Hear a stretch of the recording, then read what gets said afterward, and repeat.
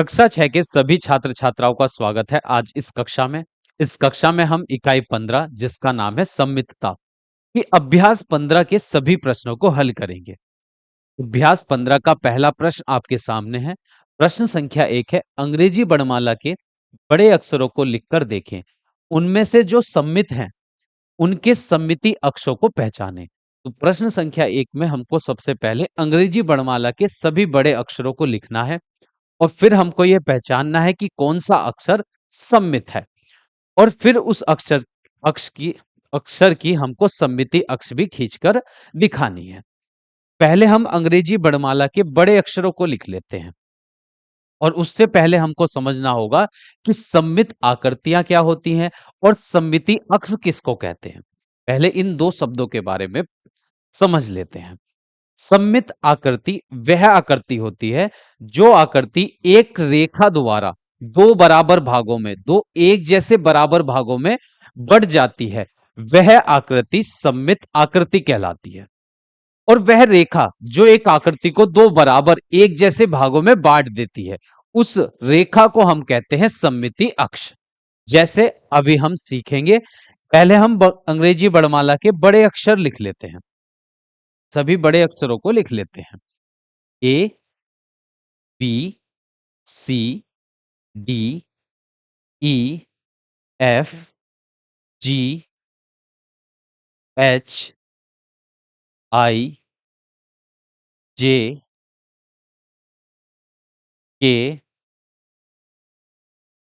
L, M, N, O, P, Q, R, S, T, U, V, W, X, Y, Z.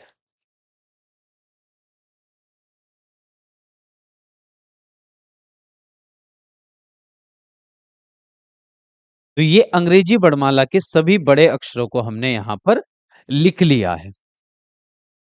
अब इनको कुछ हम थोड़ा बड़ा कर लेते हैं।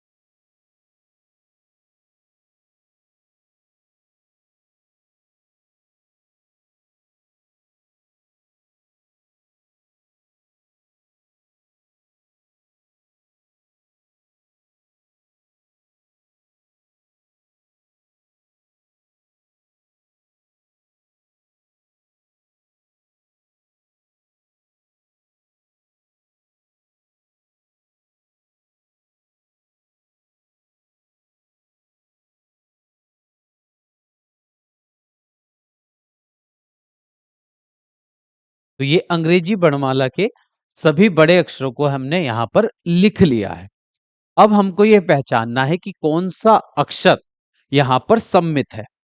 देखिए, सम्मित अक्षर वह होगा जिसको एक रेखा दो बराबर एक जैसे भागों में बांट देगी, वही अक्षर सम्मित कहलाएगा।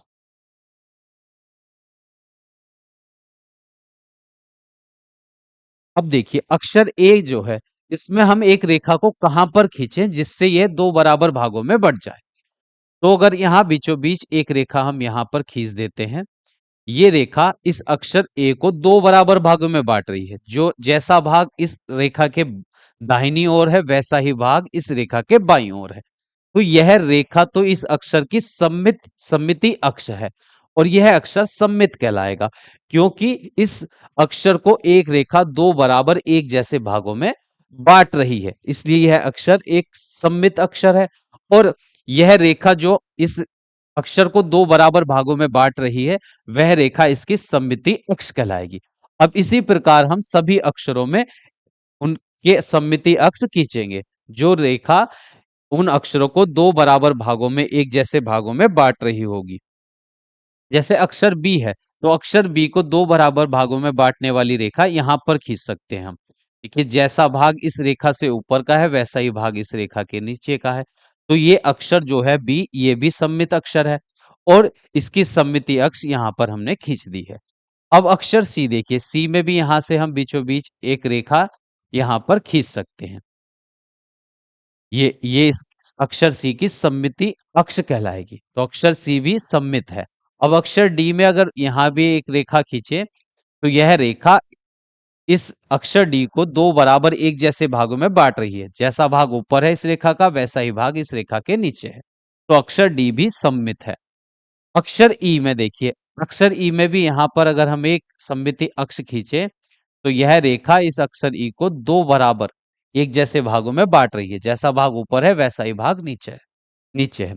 अक्षर एफ जो है वह सममित नहीं है, ये सममित अक्षर नहीं है, क्योंकि इसमें कोई एक रेखा ऐसी नहीं खींची जा सकती जो इसको दो बराबर एक जैसे भागों में बांट दे।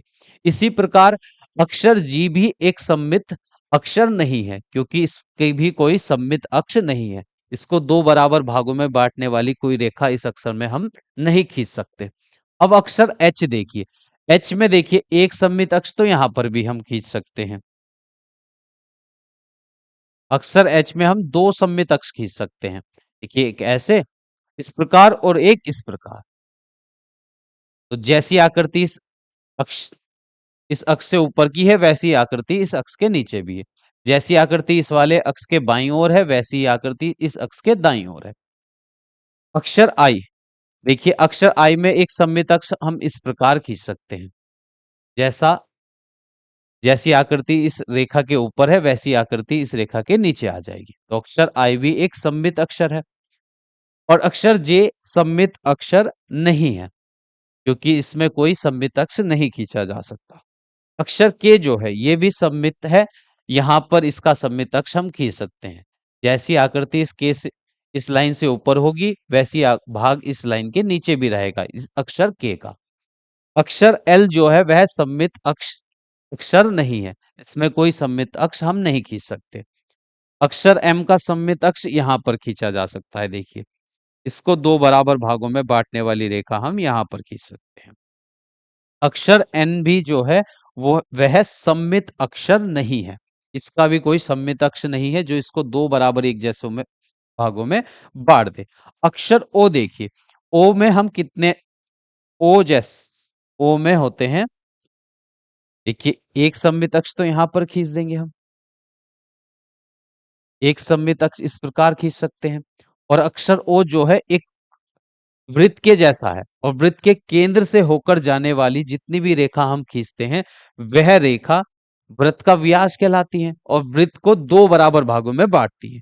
तो यहां पर इसके जैसे केंद्र से हम यहां पर अनंत अनंत सममित अक्ष खींच सकते हैं इनके, इस अक्षर ओ के, जो इस अक्षर ओ को दो बराबर भागों में बांटेंगे। ठीक है, इस प्रकार हम यहां पर अनंत रेखाएं खींच सकते हैं जो इस अक्षर ओ को दो बराबर हिस्सों में बांटेगी।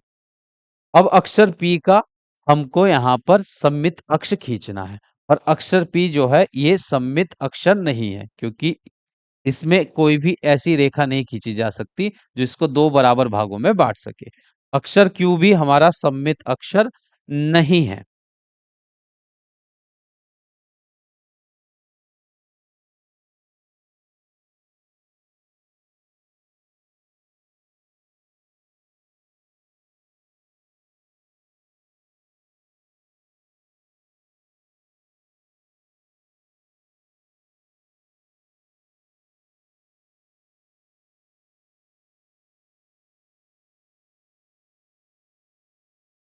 और अक्षर आर जो है वह भी एक सम्मित अक्षर नहीं है, क्योंकि इसको भी दो बराबर भागों में नहीं बांटा जा सकता। अक्षर एस को भी दो बराबर भागों में नहीं बांटा जा सकता। अक्षर टी जो है यह एक सम्मित अक्षर है, क्योंकि इसको हम दो बराबर भागों में इस प्रकार बांट सकते हैं। अक्षर यू भी सम्मित अक्षर है, ये इसका सम्मित अक्ष कहलाएगा। अक्षर वी भी एक सम्मित अक्षर है, ये रहा इसका सम्मित अक्ष।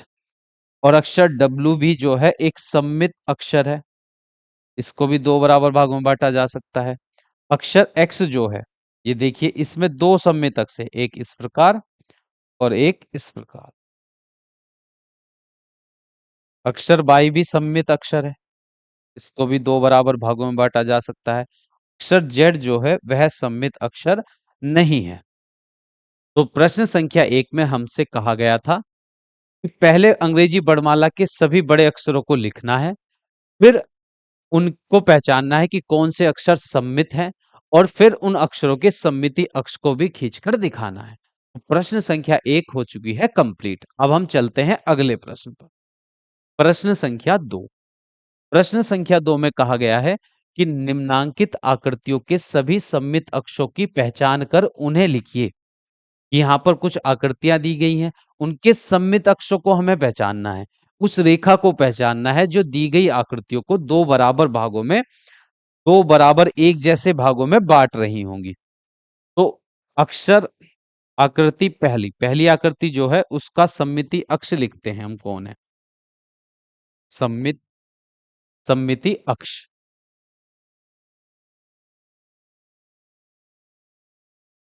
सम्मित अक्ष। तो यहां देखिए, ये जो दो रेखा है इस आकृति की, देखिए ये वाली रेखा ए बी वाली जो रेखा है सीधी नहीं है, बिल्कुल अंदर की ओर झुकी हुई है। इधर से डीसी वाली जो रेखा है ये भी सीधी नहीं है, ये अंदर की ओर झुकी हुई है। तो अगर हम इस रेखा को सम्मित अक्ष मान लें, कैसा अक्ष माने?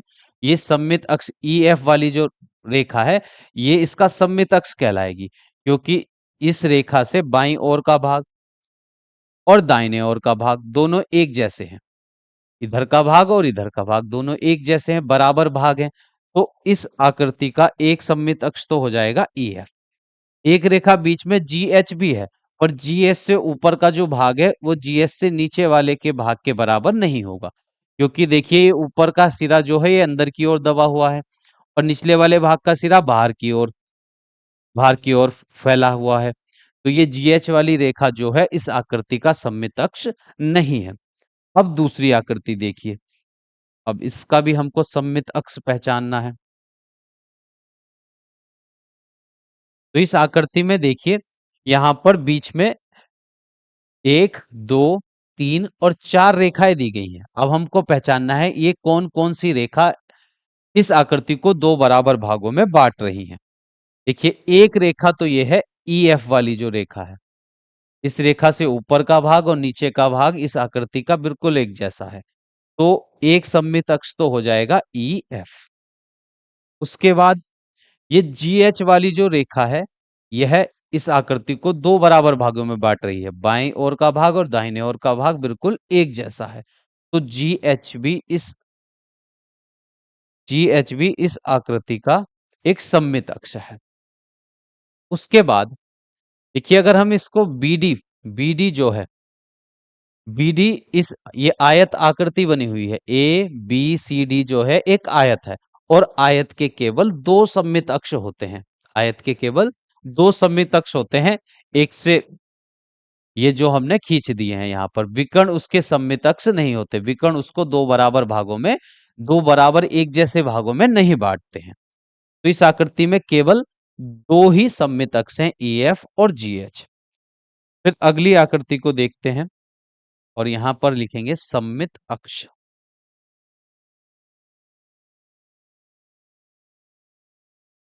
और इस आकृति का जो सम्मित अक्ष होगा, देखिए ये एडी वाली जो रेखा है इस आकृति को दो बराबर एक जैसे भागों में बांट रही है, इधर का भाग और उधर का भाग बिल्कुल एक जैसा है। तो इस आकृति का जो सम्मित अक्ष है वह है एडी। और ये आकृति देखिए त्रिभुज के आकार की दी गई थी। त्रिभुज में जिस त्रिभुज की दो बराबर भुजाएं होती हैं, ए बी वाली भुजा इस एसी वाली भुजा के बराबर है। और जिस त्रिभुज की दो बराबर भुजाएं होती हैं उसको समद्विबाहु त्रिभुज कहते हैं। और समद्विबाहु त्रिभुज में केवल एक ही सममित अक्ष होता है। तो एडी इसमें एक ही सममित अक्ष है इस आकृति में। अब देखिए प्रश्न संख्या 3। प्रश्न संख्या 3 है, निम्नलिखित में कितने सममित अक्ष होंगे?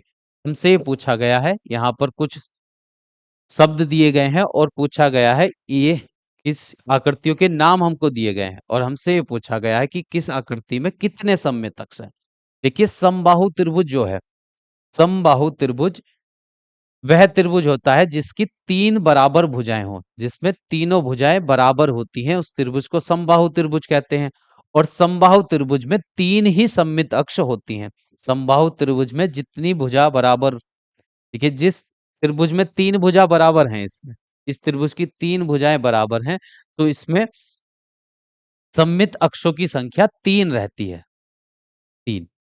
अब समद्विबाहु, समद्विबाहु त्रिभुज, समद्विबाहु त्रिभुज वह त्रिभुज जिसमें दो भुजाएं जिसकी दो भुजाएं बराबर होती हैं। तो वह त्रिभुज जिसकी दो भुजाएं बराबर होती हैं, उस त्रिभुज में केवल एक ही सममित अक्ष होता है। उस त्रिभुज में केवल एक ही सममित होता अक्ष रहता है। तो समद्विबाहु त्रिभुज में सममित अक्षों की संख्या है एक। उसके बाद वर्ग, वर्ग वह आकृति होती है जिसमें, देखिए वर्ग मैं आपको बनाकर दिखा देता हूं। वर्ग वह आकृति है जिसमें चारों भुजाएं बराबर हों और उसके दोनों विकर्ण भी बराबर होते हैं एक दूसरे के। ये रहे इसके विकर्ण।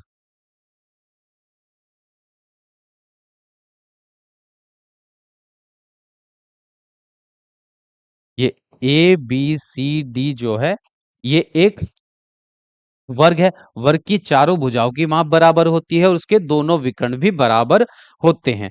और वर्ग में, देखिए वर्ग में सममित अक्ष भी चार ही होते हैं। एक इस तरह, ये जहां एक इस तरह सममित अक्ष, ये इसको दो बराबर भागों में बांटेगी। और विकर्ण के अनुसार अगर हम कोई सममित अक्ष खींचे तब भी ये इसको दो बराबर भागों में ही बांटेंगे। तो इस प्रकार एक वर्ग में चार सममित अक्ष होते हैं, चार सममित अक्ष होते हैं वर्ग में। तो यहां सममित अक्षों की संख्या हो जाएगी वर्ग में चार, लिखते हैं चार। अब है समचतुर्भुज। समचतुर्भुज ऐसा चतुर्भुज जिसकी चारों भुजाएं बराबर हो, उसको कहते हैं हम समचतुर्भुज। समचतुर्भुज की चारों भुजाएं होती हैं बराबर। समचतुर्भुज की चारों भुजाएं बराबर होती हैं, परंतु इसके विकर्ण बराबर नहीं होते, परंतु इसके विकर्ण बराबर नहीं होते हैं। और समचतुर्भुज में केवल दो सममित अक्ष होते हैं उनके विकर्ण के अनुसार। देखिए कर्ण के अनुसार, जैसे इसका एक विकर्ण ये हो गया, तो ये आकृति को दो बराबर भागों में बांट रहा है। और दूसरे विकर्ण के अनुसार, समचतुर्भुज में दो विकर्ण होते हैं तो दोनों विकर्ण, देखिए ये वाली रेखा भी तो इस आकृति को दो बराबर भागों में बांट रही है, जैसा भाग ऊपर है वैसा ही भाग नीचे है।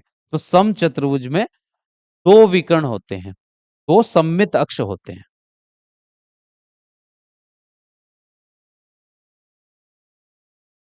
अब अगली आकृति है वृत्त। वृत्त, देखिए वृत्त इस प्रकार होता है और वृत्त का बीच में होता है केंद्र। ये बीचों बीच जो बिंदु होता है जहां पर हम प्रकार की नोक रखते हैं वृत्त बनाते समय, वह बिंदु कहलाता है वृत्त का केंद्र। और वृत्त के केंद्र से होकर जाने वाली रेखा, देखिए वृत्त, वृत्त को दो बराबर भागों में बांटने वाली जो रेखा होती है वृत्त का व्यास कहलाती है। वृत्त की परिधि पर दो बिंदुओं को मिलाने वाली ऐसी रेखा जो केंद्र से होकर जाए उसी को हम व्यास कहते हैं। और व्यास वृत्त को दो बराबर भागों में बांटता है।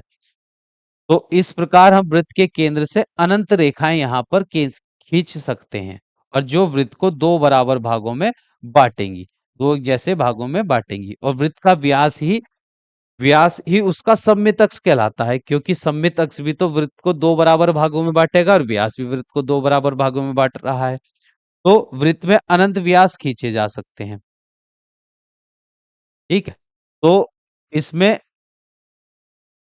सममित अक्षों की संख्या होती है अपरिमित। सममित अक्षों की संख्या होगी अपरिमित। इतने सममित अक्ष यहाँ पर खींचे जा सकते हैं एक वृत्त में जिनका जिनकी गिनती संभव नहीं है। तो यहाँ पर हम लिख देंगे वृत्त में सममित अक्षों की संख्या होती है अपरिमित। अपरिमित। अब अगला प्रश्न देखिए, प्रश्न संख्या 4। प्रश्न संख्या 4 में कहा गया है कि निम्नांकित की रचना कीजिए। और पहला सवाल है यहाँ पर, एक त्रिभुज जिसमें एक सममित अक्ष हो। तो उस त्रिभुज की रचना हमको यहाँ पर करनी है जिसमें केवल एक सममित अक्ष होता है।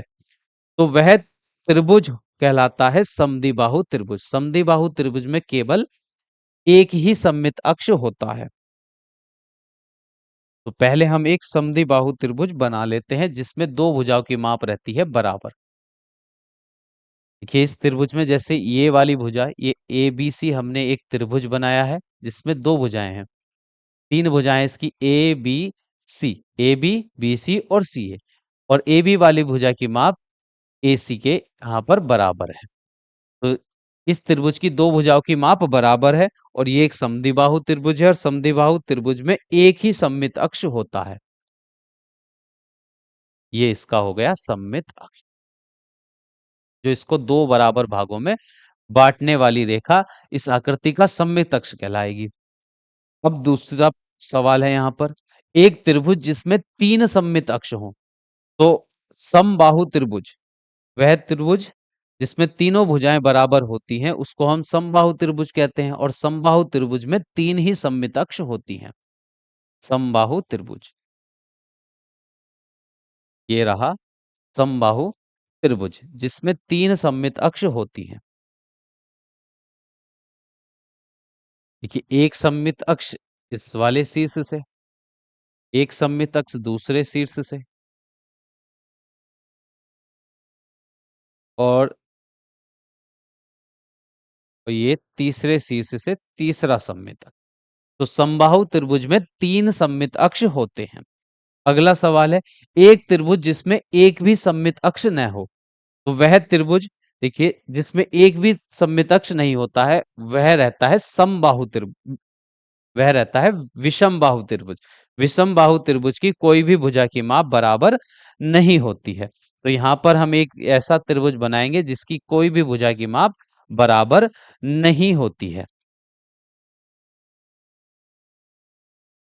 तो ये रहा एक विषम बाहु त्रिभुज जिसकी कोई भी भुजा की माप बराबर ना हो। ऐसा त्रिभुज जिसमें तीनों भुजाओं में से किसी भी भुजा की माप बराबर नहीं होती है और उसमें सममित अक्षों की संख्या इसमें, और विषम बाहु त्रिभुज में एक भी सममित अक्ष नहीं होता है। इस आकृति में एक भी सममित अक्ष नहीं है।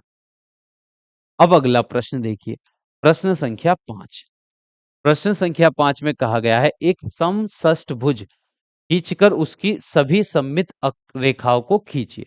समषष्ठभुज, समषष्ठभुज का मतलब है ऐसी आकृति जिसमें छह बराबर भुजाएं हों। ऐसी आकृति, ऐसा बहुभुज जिसमें छह बराबर भुजाएं होती हैं, जिसकी छह भुजाओं की माप, सभी भुजाओं की माप बराबर होती है, उसको हम बोलते हैं समषष्ठभुज। तो ऐसी आकृति हमको बनानी है जिसमें छह भुजाओं की माप होती है, छह भुजाओं की माप बराबर हो, प्रत्येक भुजा की माप बराबर हो। और ऐसी आकृति जिसमें छह भुजाएं होती हैं और सभी भुजाओं की माप बराबर होती है उसको हम समषष्ठभुज कहते हैं। तो अब आकृति बनाते हैं जिसमें छह बराबर भुजाएं हों। तो या इस प्रकार हम एक,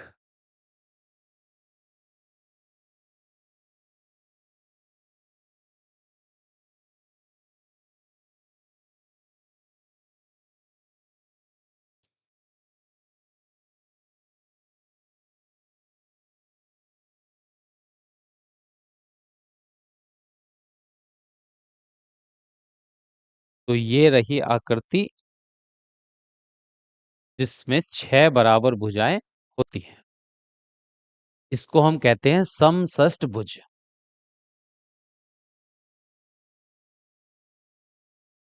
देखिए सभी भुजाओं की माप इसमें बराबर है, छह भुजाएं हैं, एक दो तीन चार पांच छह। और इस प्रश्न में कहा गया था समषष्ठभुज खींचकर उसकी सभी सममित रेखाओं को हमें खींचना है। उन रेखाओं को खींचना है जो इस आकृति को दो बराबर भागों में बांट रही हैं। अब खींचते हैं, देखिए एक सममित अक्ष तो हो जाएगा ये एक, और समषष्ठभुज में 6 ही सममित अक्ष होते हैं, 6 सममित रेखाएँ होती हैं। दूसरी सममित अक्ष ये हो जाएगी 2 और तीसरी सममित अक्ष ये है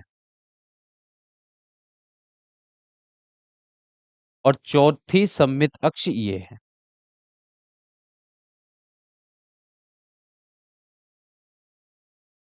5वीं सममित अक्ष ये रही इसकी और छठी सममित अक्ष ये है। तो समषष्ठभुज में 6 सममित रेखाएँ होती हैं, जो उसको 2 बराबर भागों में बाँटती हैं। तो ये हमने एक समषष्ठभुज यहाँ पर बना दिया है और उसकी 6 सममित रेखाएँ भी खींच दी हैं। अब अगला प्रश्न देखिए, प्रश्न संख्या 6। प्रश्न संख्या 6 है, अपने आस-पास के पर्यावरण पर का निरीक्षण करके सममित वस्तुओं की पहचान कर उनकी सूची बनाइए। अब हमको यहाँ पर अपने आसपास की कुछ ऐसी वस्तुओं को देखना है जिनमें हम सममित रेखाएं खींच सकते हैं। तो ये प्रश्न आप स्वयं से भी कर सकते हैं कि हम अपने आसपास की ऐसी वस्तुओं को पहचानेंगे जी जिनको हम दो बराबर एक रेखा द्वारा दो बराबर भागों में बांट सकते हैं। जैसे कि आपने तितली देखी होगी, तितली। तो तितली को भी हम अगर उसके बीच में हम एक ऐसी रेखा खींचे तो उसके दो बराबर भाग हो जाएंगे।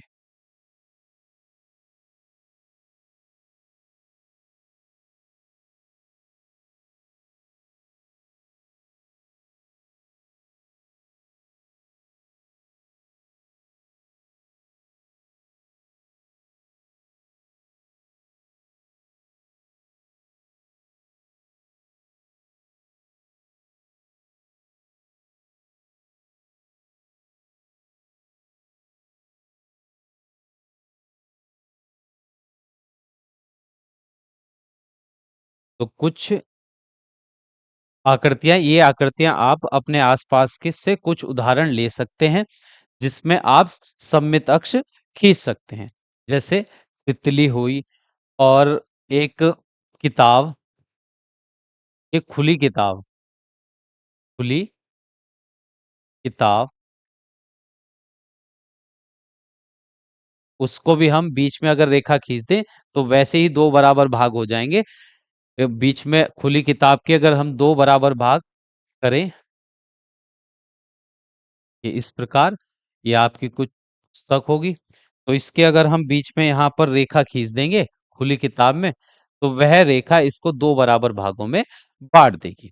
तो इस तरह अपने आसपास से कुछ उदाहरण लेंगे, वस्तु के उदाहरण आप लेंगे, उनको लिख लेंगे और जिनको आप दो बराबर किसी एक रेखा द्वारा दो बराबर भागों में बांट सकते हैं। ये प्रश्न आप खुद से करना। अब अगला प्रश्न देखिए, प्रश्न संख्या 7। तो प्रश्न संख्या 7 में कहा गया है, निम्नलिखित तालिका को पूरा कीजिए। इस तालिका में पहले स्तंभ में क्रम संख्या दी गई है, दूसरे स्तंभ में आकृतियां दी गई हैं और तीसरे स्तंभ में सममित रेखाओं की संख्या हमसे पूछी है। तो देखिए पहली आकृति में कितने सममित रेखा आप खींच सकते हैं। देखिए एक रेखा तो यहाँ पर खींचते हैं जो इसको दो बराबर भागों में बांटेगी, एक रेखा ये खींची जा सकती है। इस प्रकार हम एक रेखा इस प्रकार भी खींच सकते हैं। देखिए कि दो बराबर भाग हो जाएंगे। एक रेखा इस प्रकार भी खींची जा सकती है। तो इस आकृति को दो बराबर भागों में बांटने वाली रेखाओं की संख्या कितनी हो गई है? 4। तो यहाँ सममित रेखाओं की संख्या है 4। दूसरी आकृति में देखिए एक रेखा सममित अक्ष तो हम यहाँ पर खींच सकते हैं, ये सममित अक्ष इसको दो बराबर भागों में बांट देगी। ये दूसरा सममित अक्ष इस प्रकार खींच सकते हैं। तो इस आकृति में सममित अक्षों की संख्या है 2। अब तीसरी आकृति का सममित अक्ष देखिए, एक रेखा अगर यहाँ पर खींचे तो इस आकृति के दो बराबर भाग हो जाएंगे। जैसा ऊपर रहेगा भाग वैसा ही भाग नीचे रहेगा। और एक सममित अक्ष बीचों बीच इस प्रकार खींच सकते हैं।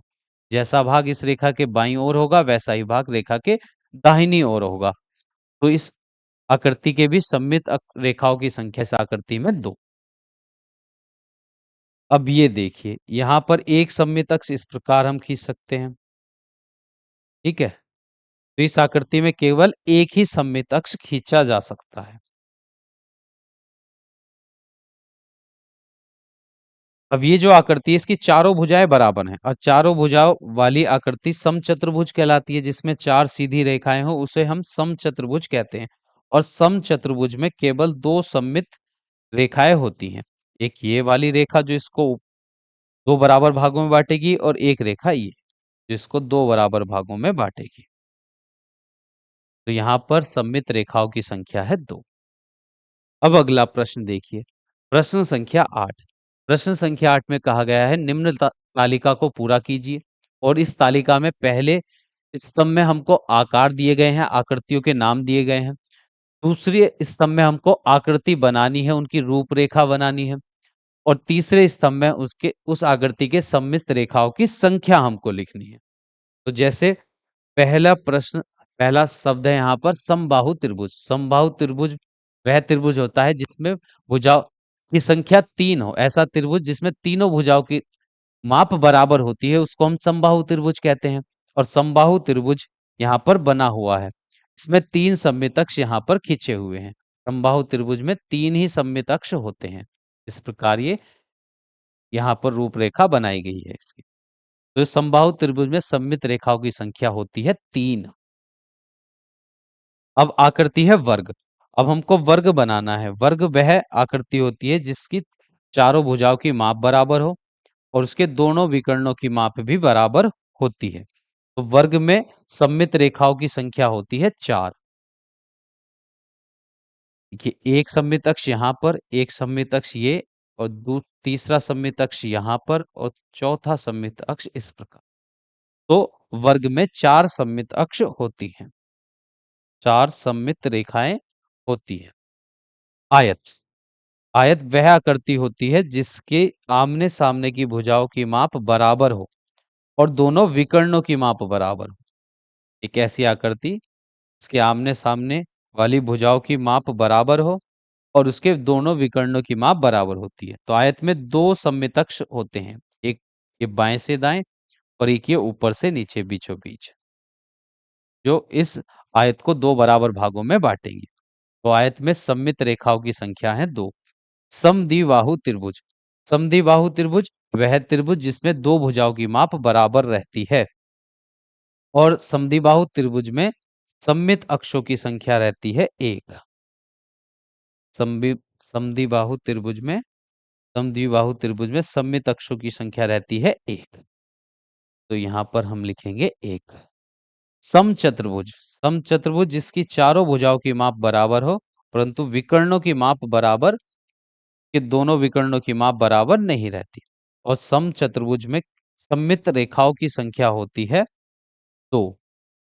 एक सममित रेखा इस प्रकार, विकर्ण के अनुसार अगर हम दो रेखाएं खींचें तो ये रेखाएं इस समचतुर्भुज को दो बराबर भागों में बांटती हैं। तो यहाँ पर सममित रेखाओं की संख्या है दो।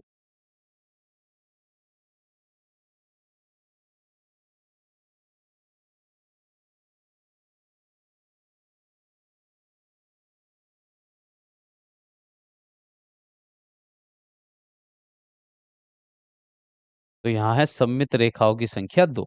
अब आता है वृत्त। वृत्त में सममित रेखाओं की संख्या होती है अपरिमित,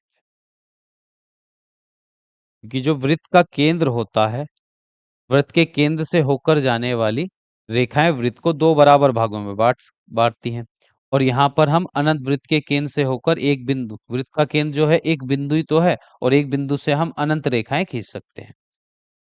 तो वृत्त में सीमित सममित रेखाओं की संख्या होती है अपरिमित। इतनी रेखाएं खींच सकते हैं वृत्त, इतनी सममित रेखाएं खींची जा सकती हैं वृत्त में जिनकी गिनती करना संभव नहीं है। तो यहाँ पर हम लिखेंगे अपरिमित। अपरिमित। अब देखिए प्रश्न संख्या 9। प्रश्न संख्या 9 में कहा गया है कि अपने घर व विद्यालय की ऐसी 10 वस्तुओं की सूची बनाइए जो सम्मित हो। तो आपको अपने घर और विद्यालय की 10 वस्तु की सूची बनानी है जिसको आप दो बराबर भागों में, जिनमें आप एक ऐसी रेखा खींच सके जिससे उसके दो बराबर भाग हो जाएं। तो ऐसी वस्तुओं की आपको 10 वस्तुओं की सूची यहाँ पर बनानी है। तो ये प्रश्न भी आपको खुद से ही करना है। अपने आसपास में देखिए, स्कूल में, घर पर ऐसी कौन-कौन सी वस्तुएं हैं जिनको हम दो बराबर भागों में एक रेखा द्वारा बीच में से रेखा खींचने पर उसको दो बराबर भागों में बांट सकते हैं? जैसे विद्यालय में आपका जो श्यामपट्ट होता है, ब्लैक बोर्ड, उसको आप दो बराबर भागों में बांट सकते हैं। ठीक है। जो चेयर होती है, चेयर चेयर को बीच में से आप अगर एक सीधी रेखा खींचे तो उसके भी दो बराबर एक जैसे भाग हो जाएंगे। ठीक है। और आपकी जो पुस्तक है, पुस्तक को भी अगर बीच में से, पुस्तक का जो आकार है, पुस्तक आयत के आकार की होती है, उसके अगर हम बीच में से दो बराबर एक रेखा बीचों बीच खींचे तो उसके भी दो बराबर भाग हो जाएंगे। इस तरह आप 10 वस्तुओं की सूची बनाएंगे जिनको आप दो बराबर भागों में बांट सकते हैं, जो सममित हों। ऐसी वस्तुओं के नाम आपको यहाँ पर लिखने हैं। अब अगला प्रश्न देखिए, प्रश्न संख्या 10। प्रश्न संख्या 10 में कहा गया है, दी गई सममित रेखाओं को पूरा कीजिए। अब यहाँ पर कुछ आकृतियों की सममित रेखाएं दी गई हैं, उन आकृतियों को हमें पूरा करने के लिए कहा गया है। वे रेखाएं देखिए, ये सममित सममित आकृति है जिसका सममित अक्ष दिया गया है, तो सममित अक्ष आकृति को दो बराबर भागों में बांटता है। तो जैसा भाग इस आकृति के इधर होगा वैसा ही भाग हमको इधर बनाना होगा। तो वैसा ही भाग हम इधर बना देंगे, जैसा भाग इस रेखा के बाईं ओर बना हुआ है। तो वैसा ही भाग देखिए हम इधर भी बनाएंगे। ठीक है, ये आकृति हमारी पूरी हो गई। देखिए, ये बना हुआ है इस प्रकार। तो ऐसी ही आकृति हमें उधर बनानी है, सममित रेखा के दूसरी ओर।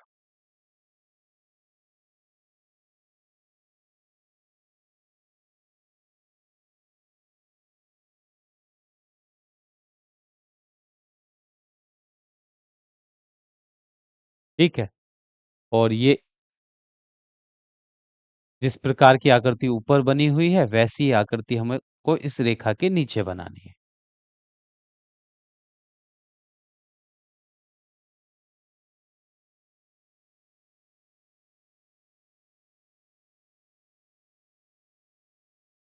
तो ये प्रश्न संख्या 10 कंप्लीट हो चुकी है। अब देखिए प्रश्न संख्या 11। प्रश्न संख्या 11 में कहा गया है कि निम्न आकृतियों में सममित रेखा खींचकर सममित रेखाओं की संख्या ज्ञात कीजिए। इन आकृतियों में हम कितनी सममित रेखाएं खींच सकते हैं? देखिए, एक सममित रेखा तो बीचों बीच इस प्रकार खींच सकते हैं। एक सममित रेखा यहाँ पर खींची जा सकती है, जो इस आकृति को दो बराबर भागों में बांटेगी। एक सममित रेखा इस प्रकार हम खींच सकते हैं और एक सममित रेखा इस प्रकार से खींच सकते हैं। तो यहाँ पर सममित रेखाओं की संख्या हो गई है 4। अब ये दूसरी आकृति जो है इसमें हम एक ही सममित रेखा बीचों बीच यहाँ पर खींच सकते हैं। तो यहाँ पर सममित रेखाओं की संख्या है 1। और इस आकृति में देखिए, एक सममित रेखा तो यहाँ पर खींची जा सकती है।